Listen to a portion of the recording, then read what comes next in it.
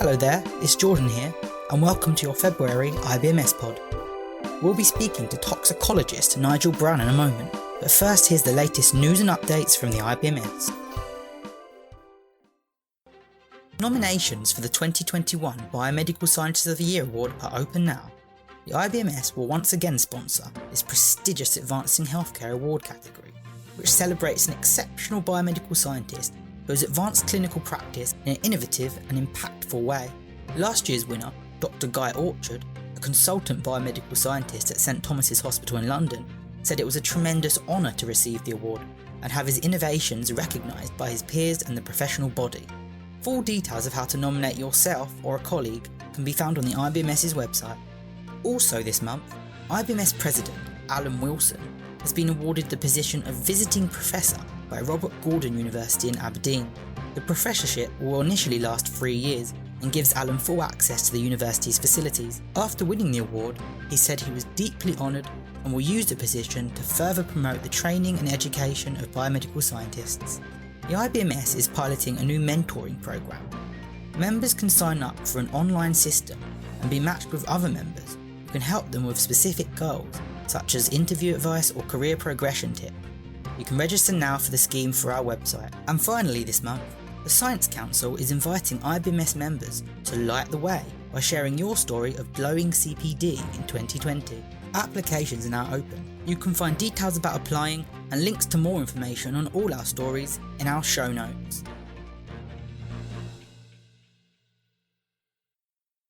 Well, welcome to Nigel Brown, who is a consultant clinical scientist in toxicology. Nigel, can you kick off by telling us just a little bit about your job and what you do?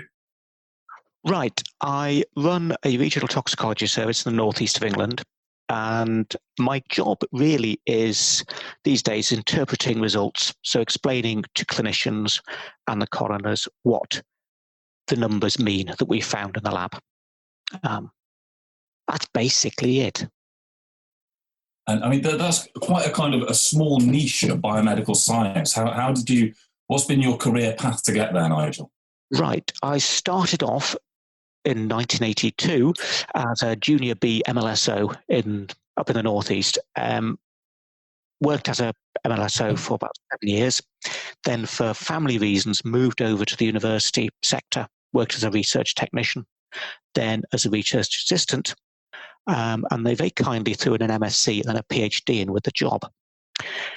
Having finished that, I'd managed to make myself unemployable as a biomedical scientist, so moved back into the NHS as a clinical scientist measuring immunosuppressive drugs for a transplant unit, and then came up to this job. Now it's coming up 10 years ago. Oh, brilliant. And you also do a fair bit of other work with the IBMS, don't you? You're involved in the journal?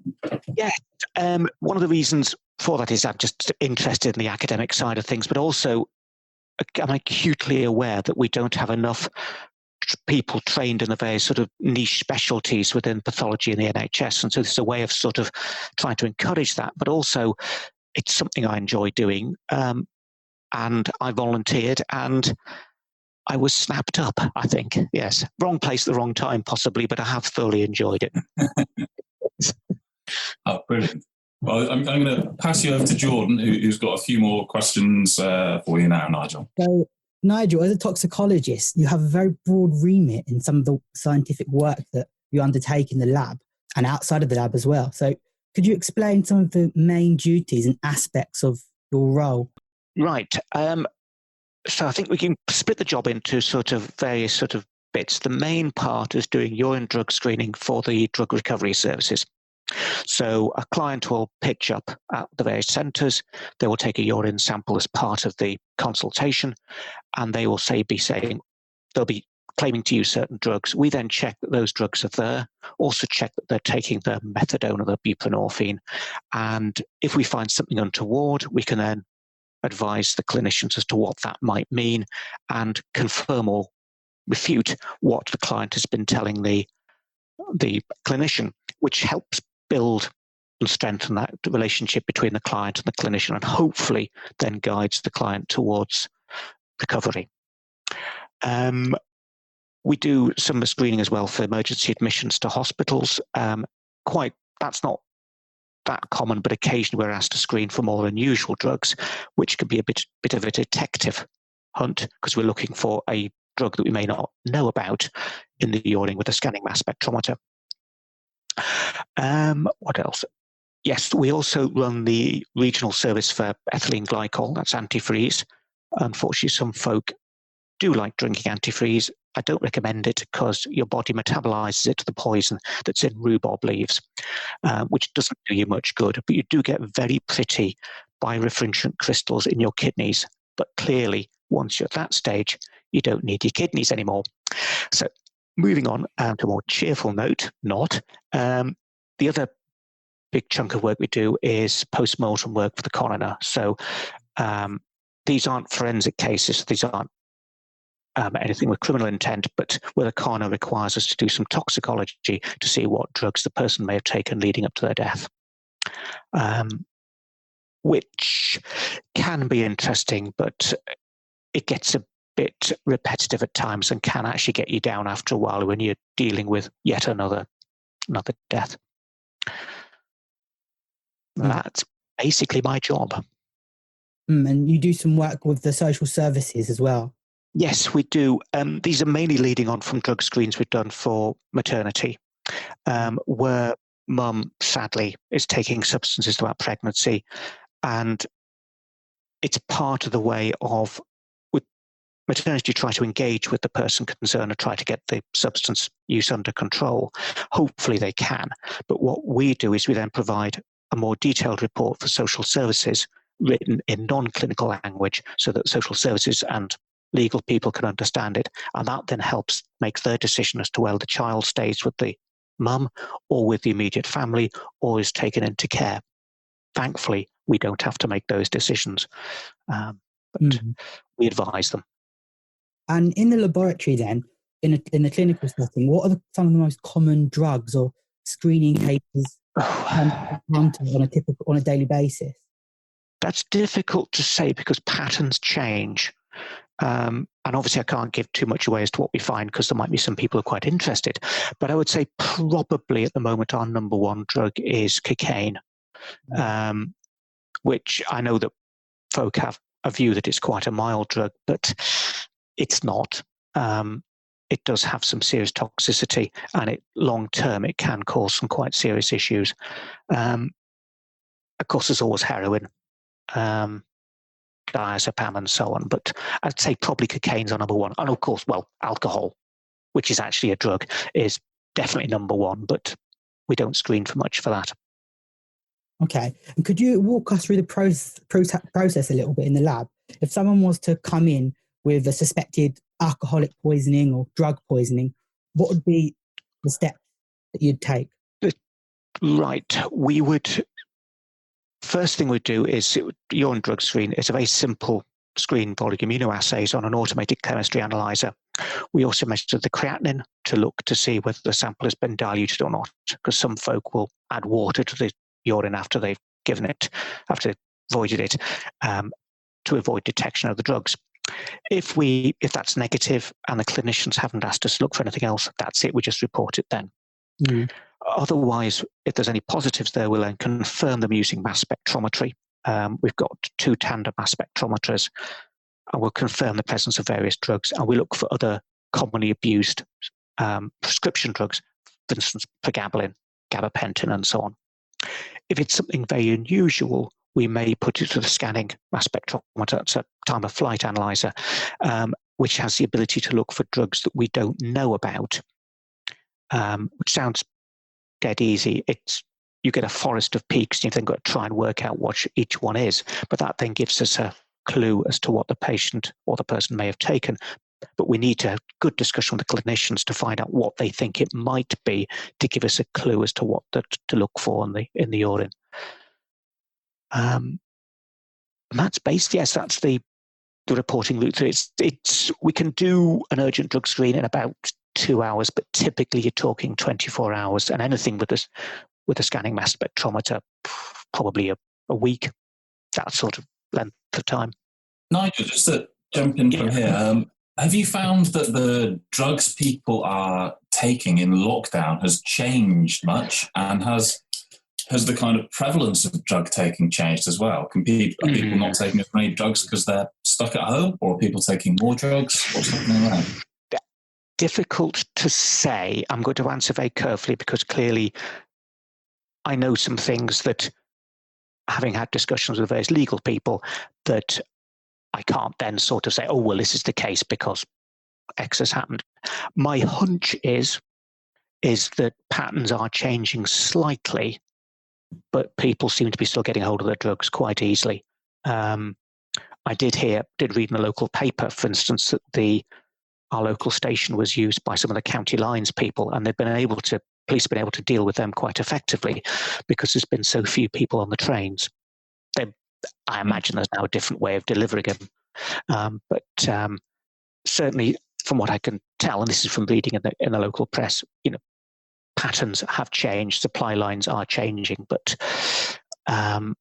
there's a lot of money to be made from dealing with drugs. So the criminal gangs aren't going to sit back and relax and watch daytime telly, shall we say. And has it been, you mentioned earlier that some aspects of your job are quite dark, and it can be, quite tricky having to deal with this on a daily basis. If you had lockdown on top of that, is it quite a tough period for you? It encouraged me to get back on my bicycle, and I started cycling in when the first lockdown occurred. And to start off, it was absolutely lovely because the birds were singing. There was one morning pushing the bike up one of the hills because I'm lazy. Saw 2 deer just standing there, and that was lovely. And being able to cycle to and from work actually means you can sort of do a brain dump, particularly on the way home again. And I've noticed I'm driving at the moment because I came off my bicycle, hit some ice, so I'm being a bit of a coward. But I've noticed with driving, you don't get that same chance to do a brain download. So cycling is the way through it. And my missus is a part-time vicar, and so occasionally we just sort of talk about people without mentioning any names, because she often has similar things that she's dealing with, doing funerals of people that I may or may not have done the toxicology on.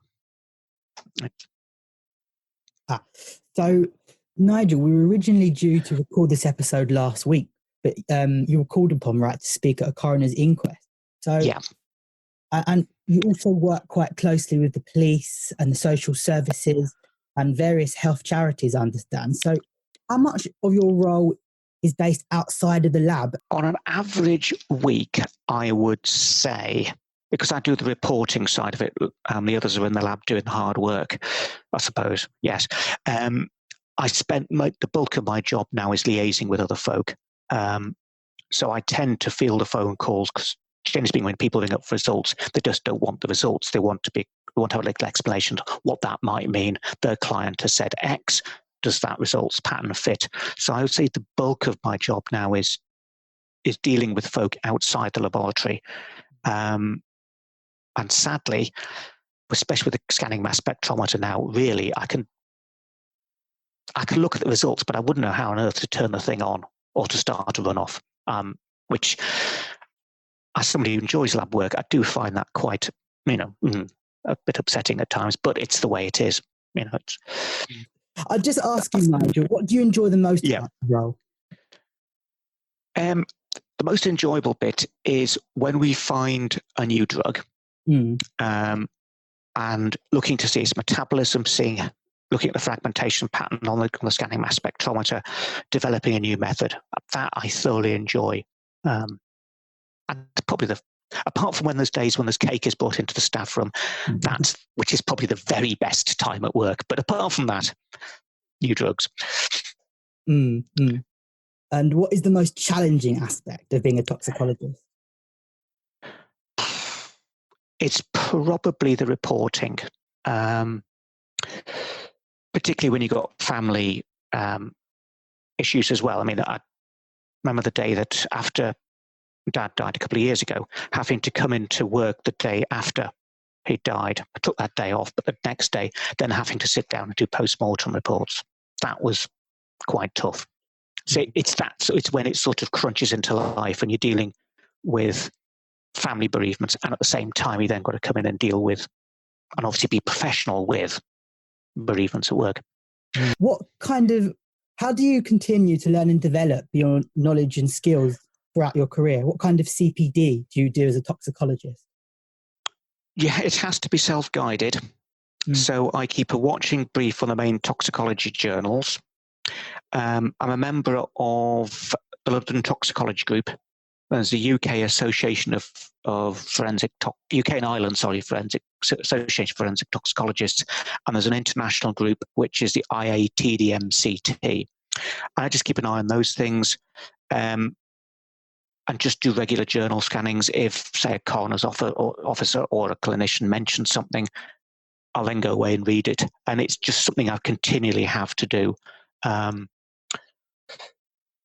And again, if you're doing, a post-mortem report and there's an unusual drug there, you'll have to do quite a bit of reading to be able to interpret that properly. So again, that keeps the CPD going.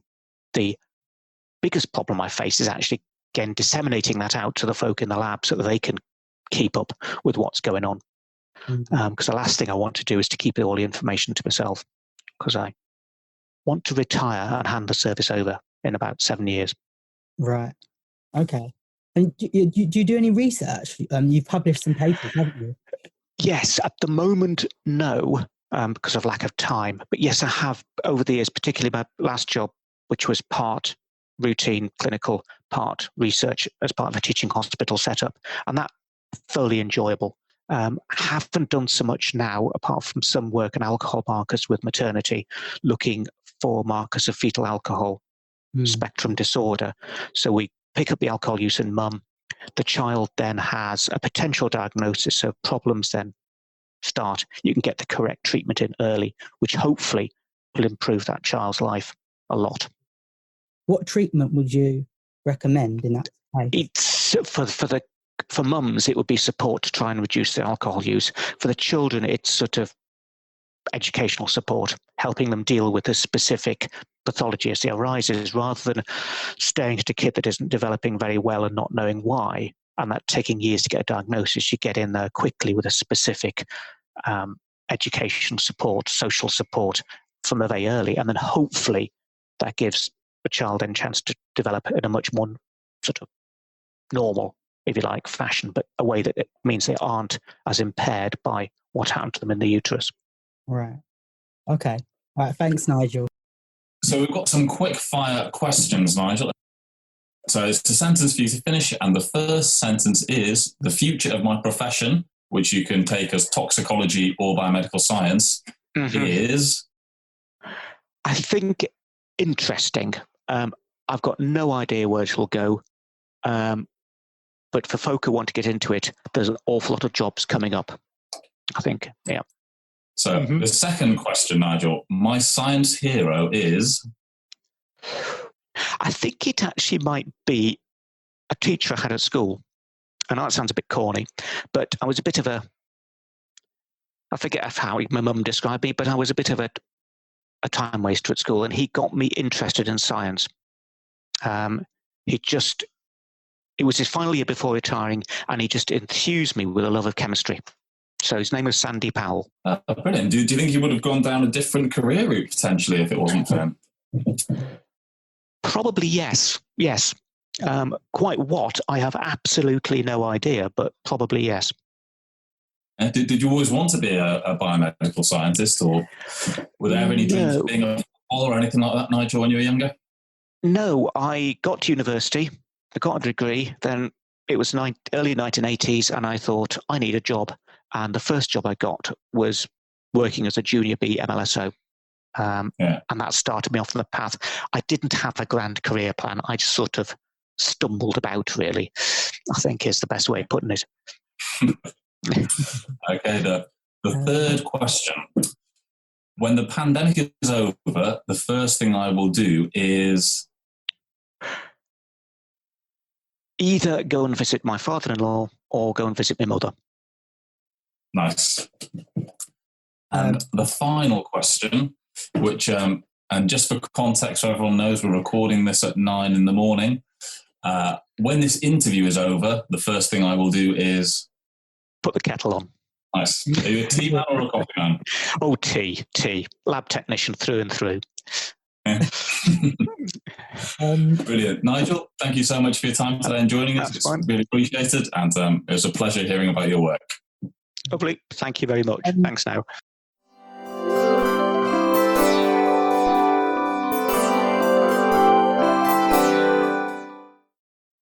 Welcome to this month's LabLife, and I'm with Jayanta Brahma, who is a biomedical scientist with over 15 years experience, and he specialises in transfusion science and haematology in Plymouth. Outside of work, he's incredibly active and has completed several challenges, including the Ironman Triathlon, considered one of the most difficult one-day sporting challenges in the world, and he's climbed the equivalent of the height of Olympus Mons on Mars, the solar system's tallest mountain. Jayanta, welcome to the podcast. Hi. Hi. Thanks for having me. So, how did you start doing these record-breaking challenges? Have you always been in health and fitness, or is this something you took up a bit later on? I've always been in a decent shape, but these particular things happen because of things that happened in my life. So this climbing challenge, this Olympus Mons challenge, that happened when I was struggling with my own mental health, really, and being active helped to deal with that. There's quite a lot of difficult things were happening at that time in my life, and one of my best friends died from cancer at that time, and it was kind of a tipping point for me. Oh. So it turned out that climbing, there was research papers that rock climbing was particularly good for your mental health. So I started doing that, and I was there every day doing it, getting benefits from it. I became friends with the gym owners, and we decided this was where I was going to do a challenge and raise some money for some charities as well. And in the first instance, it wasn't actually for a mental health charity. It was for a brain tumor charity, because that's what he died of, my friend. Wow. And but it certainly helped my mental health. And when the challenge was gone, as much as I like climbing, I preferred to do other challenges. Let's do something else, I thought I'd do. So I kind of left climbing behind and decided to start running, and then running and cycling, and then triathlon included swimming. And just speaking from the life of a biomedical scientist, it can be particularly testing on your resilience and on your mood, the things you have to deal with every day. Sometimes they're quite traumatic, not just the patients, but also how things are working in the lab. Sometimes other staff and other teams, it can be very stressful. You can't take time off, or all sorts of things, and things outside of life as well. So I just found it more and more important that you deal with your mental health in ways that are appropriate to yourself. And mine is doing ridiculously long distances on foot and in the sea and on bike. So just going back to the Olympus Mons challenge, you scaled the wall 5,000 times, right? And climbed over 22,000 meters. How long did that take? Yes. Gosh, I can't remember really. Because I'd turn up really early in the morning, because the climbing was really popular with the local students there, and they got a big discount as well. So there was quite a lot of people later on in the day. So I'd get there when it was freezing cold in the morning, and when people started to come in, I didn't want to hog this particular part of the wall, which was the tallest part and the most challenging part. So I'd go there for a couple of hours every day, every other day. Have a little clicker thing that would record how many times I'd done it. It took a few months to do, really. I was studying at the same time and working at the same time, and mentally recovering at the same time. So I didn't rush it. I got a lot of blisters and a lot of aches and pains, but yeah, it took a few months, I think. Wow. Can't remember. And could you tell us a bit more about the Ironman triathlon? I mean, what was that like? Yeah. Well, Ironman, it's kind of what I do now. I kind of identify now as an Iron athlete, and the training itself is much more than the day. It's when you finish, you feel like $1 million, and but you've got to train so much. So while you compete in 17 hours to complete a sea swim, a 112-mile bike on the road, and then a marathon. You've got to do that in 17 hours, but the hours of training, the days, the weeks, the entire year of training all culminated in one day. So the 17 hours is not as daunting as it sounds when you put it in. It's not something you just turn up and do, I suppose. But so that's just the payoff. It's the reward, really. Just keeping in tune with it, self-discipline, taking your mind off everyday traumas, things like that. They help you to get to the finish line. The race doesn't start on the start line. It starts when you start to train. Mm. And how much money did you raise for charity? Thousands of pounds over the years I've raised for it. But the same people, they don't want to give the same amount of money each time. They just they shy away each new race because what's he doing now? Oh, I've given him some money before. Don't think I'll give him any more. So it does get harder as it goes on. But the more ridiculous the challenge is, the more likely people are to give you some money for it. Mm. And during the pandemic, has there been any particular challenges, as in health and fitness challenges? Have you done anything specifically for that during the pandemic? Well, let's see. I've been training for an Ironman that was cancelled last year. I'll continue to do that. I've been doing the virtual racing to keep my mood up and fitness going. I have an ultra marathon at the start of April, 46 miles on foot, which I need to get a bit more in shape for that because that's crept up on me. But it's as I've said before, it's not just the race and it's not just putting on your shoes to do it as well.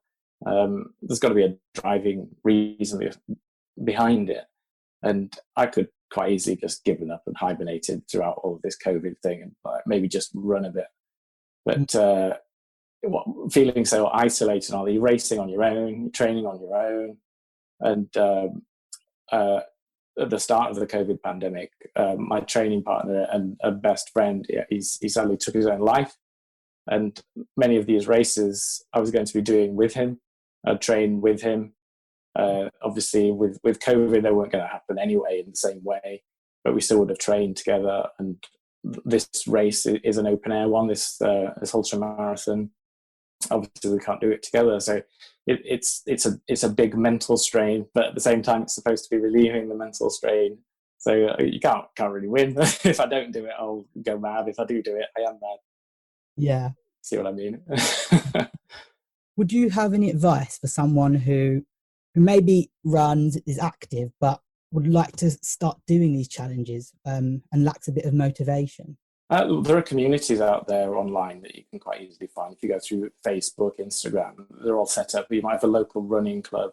Just do things that interest you in the first instance. If you hate running, don't run. If you like cycling, do that. If you like to swim, do that. I know swimming is difficult at the moment, but there are ways around it. Don't go open water swimming on your own. This is pretty dangerous. Despite what people might tell you who do it, just don't do that.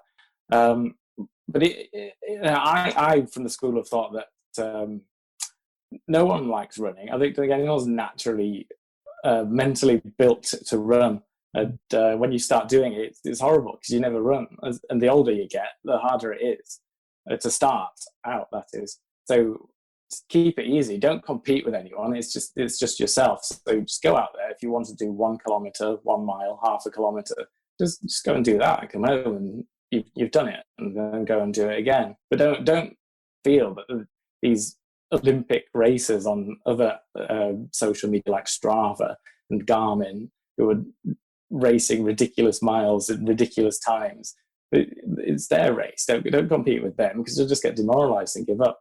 You just do it for yourself, and then remember how you feel when you've met your targets. When you finish that, you got out there and you did it. You feel better about it, and the more you do it, the better you'll feel, the better your body will be, and the choice of foods that you may enjoy, they're expanded. You can eat what you want, really, unless you want to be an elite athlete. That's what I do. Yeah, I took up some running during lockdown. It was so much better. It just really brings up your mood. So I just recommend it. You're saying as well that it lifts your mood up at times like now when everyone's feeling so isolated. That it's legally permitted, isn't it, to go out there and do your exercise every day.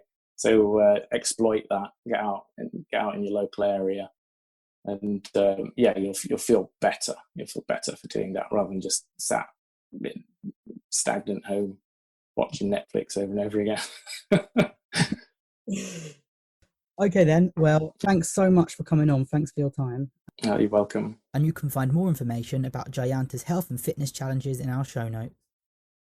Thanks so much for listening. We hope you enjoyed the episode. These podcasts are released monthly at the same time the magazine comes out, so whenever a new issue lands on your doormat, head back online to listen to a new episode. And don't forget that these podcasts can be used for your CPD. Take care and bye.